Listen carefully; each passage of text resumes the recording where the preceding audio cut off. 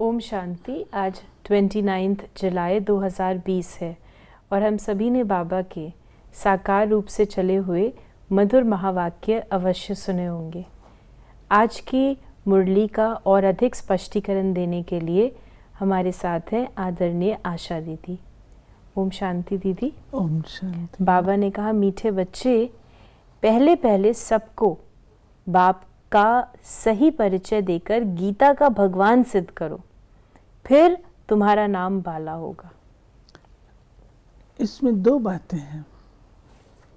एक तो बाबा ने कहा कि मेरा सही परिचय, मैं जो हूँ जैसा हूँ वह किसी को पता नहीं है, और बाबा अपना परिचय स्वयं देते हैं।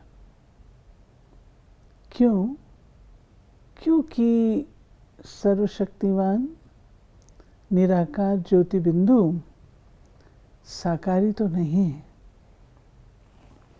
इन आँखों से देखा भी नहीं जाता, और उसका अनुभव हमने बिना परिचय किया ही नहीं। अगर उसने साक्षात्कार कराया भी हो, हमें परिचय नहीं था तो हमने उसको पहचाना भी नहीं। तब शिव बाबा कहते हैं कि मेरा यथार्थ परिचय आत्माओं को दो, आत्माएं पहचानेंगी अपने परम पिता को, क्योंकि आत्मा की बात है ना। और दूसरा जो बाबा ने कहा कि गीता का भगवान, ये भी स्पष्ट करने की आवश्यकता है। जब तक ये स्पष्ट नहीं हुआ है तब तक लोगों का ध्यान शिव बाबा की तरफ नहीं जाएगा, रचयिता की तरफ नहीं जाएगा, परंतु रचना जो गीता ज्ञान से बनती है श्री कृष्ण, उनकी ओर जाता है। उसका कारण है क्योंकि वो रचना आकर्षक है। तो नैनो से जो चीज़ आकर्षण करने वाली होती है उस तरफ ध्यान चला जाता है। शिव बाबा निराकार ज्योति बिंदु बीज रूप है। तो ये बात जब तक हमने क्लियर नहीं की तब तक संसार की सर्व आत्माएं शिव बाबा को पहचाने वो नहीं हो सकता, क्योंकि नाम बाला जो बाबा ने कहा वो तब ही होगा जब इस बात को हम स्पष्ट कर पाएंगे। प्रश्न है कि तुम बच्चों ने चारों युगों में चक्र लगाया है, उसकी रस्म भक्ति में चल रही है, वो कौन सी है? तुमने चारों युगों में चक्र लगाया, वो फिर सब शास्त्रों, चित्रों आदि को गाड़ी में रख चारों ओर परिक्रमा लगाते हैं, फिर घर में आकर सुला देते हैं। तुम ब्राह्मण, देवता, क्षत्रिय बनते हो। इस चक्र के बदले उन्होंने परिक्रमा दिलाना शुरू किया, ये भी रस्म है। ये बाबा कहते हैं कि शास्त्रों को और मूर्तियों को कभी कभी साल में एक बार मूर्तियों को मंदिर से निकालते हैं, रथ यात्रा करते हैं और उनको ले जाते हैं, शास्त्रों को ले जाते हैं, गुरु ग्रंथ साहब को ले जाते हैं, ऐसे देखा होगा। लेकिन ये वास्तव में यादगार है हम आत्माओं की, जो हम आत्माएं सारे सृष्टि चक्र में चक्कर लगाती हैं। है वो असली बात, परंतु ये देखा दी। इस संदर्भ में एक बात मैं बताना चाहूँगी साकार बाबा की। बाबा को कितना मुरली का महत्व होता था। जब टेप रिकॉर्ड नया नया निकला तो इतना बड़ा सारा होता था, स्पूल्स होते थे आदि आदि, तो मुरली उसमें आती थी और वो मुरली सब तरफ बाबा में, जैसे दिल्ली, बॉम्बे, बड़े बड़े शहरों पर जाती थी, कानपुर में आती थी, बेंगलोर में आती। तो जब दिल्ली में आती थी तो हमारे एक भाई की ड्यूटी थी, वो उसको सब सेंटर पर, मेन सेंटर्स पर ले आते थे। क्योंकि वो मशीन थी तो उसके लिए टैक्सी करनी पड़ती थी। उन दिनों वो थोड़ा खर्चा महसूस होता था। स्कूटर पर तो जाएगी नहीं, टैक्सी में ले जाना, आराम से लेके जाना है। तो एक बहन ने लिखा कि बाबा खर्चा बहुत होता है। तो बाबा का उत्तर आया, इसलिए मशीन मतलब टेप दूसरे सेंटर पर नहीं जा रही। बाबा का उत्तर आया, अरे गुरु ग्रंथ साहब सिर पर रख कर के लेकर के जाते हैं, इतना उसको घुमाते हैं, और तुम भगवान वाच नहीं लेके जा सकते हो। उसके बाद फिर वो शुरू हो गया। तो इस प्रकार से बाबा को इसका बहुत महत्व था।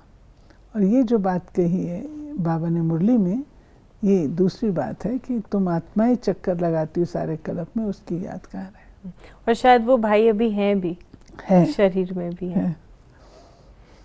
क्योंकि उनने अपने एक्सपीरियंस में बताया कि वही लेकर हर जगह जगह जाते थे उस टेप रिकॉर्ड को। हमें भी याद है, हम लोग एक स्थान पर जाके इकट्ठे होते थे, बाबा की वो मुरली सुनते थे, बहुत अच्छा लगता था। थोड़े से लोग होते थे।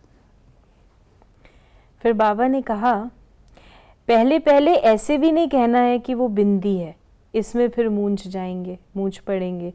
पहले पहले तो ये अच्छी रीति समझाओ कि दो बाप हैं, लौकिक और पारलौकिक। लौकिक तो हर एक का होता ही है, लेकिन उनको कोई खुदा कोई गॉड कहते हैं, है एक ही। ये बाबा कह रहे हैं कि देखो, जो आत्मा है वो तो ज्योति बिंदु है, परंतु अगर आप इससे आरंभ करेंगे तो उनकी बुद्धि में शायद नहीं, क्योंकि इतनी सूक्ष्म चीज़ को समझ पाना, उसमें भी तो विशेषता चाहिए ना, महीन बुद्धि चाहिए। तो बाबा कहते हैं जो ज्ञान सुनाओ तो वो दो बाप का परिचय। और ये हम लोग करते थे, हम लोग ये करते थे। आपको कितने पिता हैं? तो कुछ लोग सोचते थे ये क्या सवाल कर रहे हैं, कैसा सवाल कर रहे हैं, कितने पिता हैं? पिता तो एक ही होता है।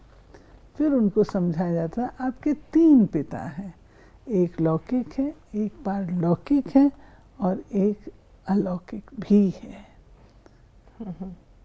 बाबा ने कहा श्री कृष्ण तो सबका बाप हो नहीं सकता, वो किसी को कह नहीं सकता कि देह के सब धर्म छोड़ मामेकम याद करो। स्वाभाविक है, क्योंकि वो स्वयं देहधारी है, बेशक देवता है लेकिन देहधारी है। वो कैसे कहेगा कि सब धर्मों का त्याग कर तुम मेरी शरण में आओ, मुझे याद करो, मामेकम याद करो? वो नहीं कह सकता। शिव ही पुनर्जन्म रहित हैं, वो आते जरूर हैं परंतु उनका दिव्य जन्म है।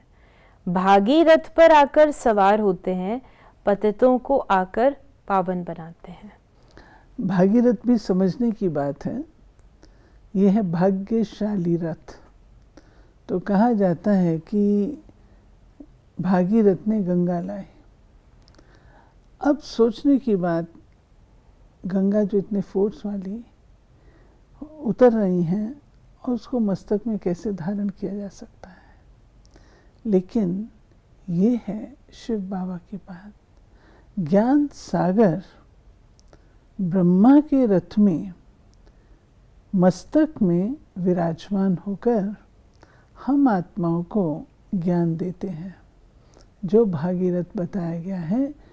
क्योंकि उनका अपना शरीर नहीं है, वही पुनर्जन्म रहित, उनका जन्म नहीं होता, उनका अवतरण होता है। उन्होंने कहा भी है, जो गीता में आता है, कि मैं प्रकृति को वश करके आता हूँ, मैं प्रवेश करने योग्य हूँ, मैं माता पिता के द्वारा जन्म नहीं लेता, मेरा जन्म साधारण प्राकृत मनुष्यों सदृश नहीं होता। तो बाबा ने यही कहा कि मुख्य बात है कि बाप के परिचय की, और वही गीता का भगवान है। इसको सिद्ध करके बताएंगे तो ही नाम बाला होगा। बाबा ने कहा इसमें कोई खिटखिट नहीं करेंगे, ये बड़ी क्लियर बात है। बाप कहते हैं मैं सर्वव्यापी कैसे हो सकता हूँ, मैं तो आकर बच्चों को नॉलेज सुनाता हूँ। सर्वव्यापी हो तो कैसे सुनाएंगे? अगर परमात्मा सर्वव्यापी हो तो वो लिबरेटर है, गाइड है, ज्ञान सागर है, वो कैसे स्पष्ट होगा? सर्वव्यापी में कहाँ सुनाएंगे, किसके द्वारा सुनाएंगे? सब जगह वे व्याप्त हैं। तो शिव बाबा कहता है कि मैं सर्वव्यापी नहीं, मैं सर्वज्ञ हूँ, सर्वशक्तिवान हूँ और ब्रह्मा के मुखारविंद के द्वारा सुनाता हूँ। बाबा ने कहा तुम बच्चों को जास्ती इंटरेस्ट सूक्ष्म वतन की बातों में नहीं होना चाहिए। ये इंटरेस्टिंग बातें होती हैं ना, वहाँ का संदेश, वहाँ की बातें, वो दुनिया कैसी होगी, ट्रांस की बातें। तो बाबा कहते हैं इसमें आपको नहीं जाना है, क्योंकि उसमें याद तो होती नहीं है, खेल पाल होता है, उसमें तुम्हारी कमाई नहीं है, इसलिए बाबा मना करता है। तो इसलिए बाबा ने कहा कि तुम इसमें थोड़ा सा पार्ट है, इसमें जास्ती इंटरेस्ट नहीं लेना है, क्योंकि कई प्रश्न आते हैं सूक्ष्म वतन को लेके, वहाँ पाठ कैसे चलता है और आदि आदि। तो बाबा ये आज मुरली में स्पष्ट कर रहे हैं। यहाँ आत्मा को बुलाया जाता है, उनको दिखाते हैं, कोई कोई आकर रोते भी हैं, कोई प्रेम से मिलते हैं, कोई दुख के आंसू बहाते हैं। ये सब ड्रामा में पार्ट है जिसको चिटचैट कही जाए। ये जो आत्माओं को बुलाते हैं, आत्मा जो चली जाती है उसके प्रति भोग लगाते हैं, तो कभी कभी वो आत्माओं को बाबा भेज देता है संदेशी के तन। जब संदेशी के तन में आते हैं तो कुछ अपने पश्चाताप करते हैं कि मैं ये कर सकती थी लेकिन नहीं कर पाई, मैं अलबेली रही, तो दुख के आंसू भी बहाते हैं। कुछ लोग हैं जो माफ़ी मांगते हैं कि मैंने ऐसे किया, मेरे को क्षमा कर दीजिए, आदि आदि। लेकिन बाबा कहते हैं ये सब बातों में तुमको जाने की ज़रूरत नहीं है, इन बातों में नहीं जाओ। बाबा ने कहा रोने आदि की तो बात ही नहीं, अब शरीर तो वो ख़त्म हो गया, बाकी पहनेंगे कौन? जैसे जो कपड़ा आदि पहनाते हैं जब आत्मा चली जाती है, तुम्हारे पास वो रस्म नहीं है, रोने आदि की बात नहीं। ये सारी चीज़ें बाबा ने आज स्पष्ट करी। फिर बाबा ने कहा कि भगवान कभी झूठ थोड़े बता सकते हैं, फिर बहुतों का प्यार भी होगा, बहुत आएंगे, समय पर बच्चों को सब पॉइंट्स भी मिलती रहती हैं। और फिर पिछाड़ी में क्या होगा वो सीन भी बताया, क्या क्या होना है वो भी देखेंगे, लड़ाई लगेगी, बॉम्ब्स छूटेंगे, पहले मौत है उस तरफ यानी वेस्टर्न वर्ल्ड या जिस विदेश में। यहाँ तो यानी भारत में तो रक्त की नदियाँ बहनी हैं, फिर घी दूध की नदी, पहले पहले धुआं विलायत से निकलेगा, डर भी वहाँ है। बाबा ने 1936 में साक्षात्कार किया था, ब्रह्मा बाबा ने। उस समय तो दादा लेखराज था कि कैसे atomic war, civil war, natural calamities के द्वारा ये सारा परिवर्तन, ट्रांसफॉर्मेशन होता है, जिसको लोग कहते हैं कि महाप्रलय।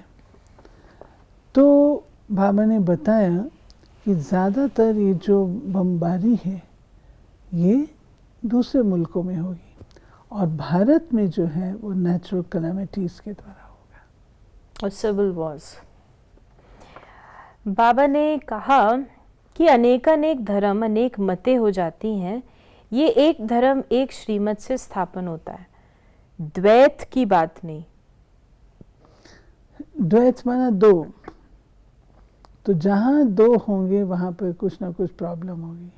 इसलिए बाबा ने स्पष्ट किया है कि द्वैत नहीं, एक श्रीमत जो मैं देता हूँ उसके द्वारा। तुम जानते हो बाप हमको पढ़ाते हैं, तुम अनुभव से कहते हो, तो ये शुद्ध अहंकार रहना चाहिए कि भगवान हमको पढ़ा रहे हैं और क्या चाहिए। बाबा कहते इस बात का नाज होना चाहिए, नशा होना चाहिए कि तुमको पढ़ाने वाला कौन है। जिसका टीचर स्वयं भगवान हो तो वो स्टूडेंट कैसी क्वालिटी के होने चाहिए, सोचे तो सही। जिसको प्रिंसिपल पढ़ाता है तो इतना नशा चढ़ जाता है तो ये तो भगवान पढ़ाता है, तुम्हारा नशा कितना ऊंचा होना चाहिए।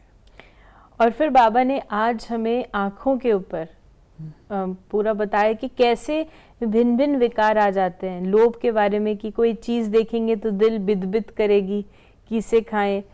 फिर क्रोध भी आएगा कि देखेंगे तो क्रोध आता है कि मारने लगेंगे, देखेंगे ही नहीं तो मारेंगे कैसे। आँखों से लोभ है, मोह भी है, मुख्य धोखा देने वाली आँख है। और फिर जो बाबा कहते हैं क्रिमिनल पना है वो भी आँखों में ही है। तो ऐसे भी नहीं कि आँखों को निकाल देना है, तुम्हें तो क्रिमिनल आई को सिविल आई बनाना है।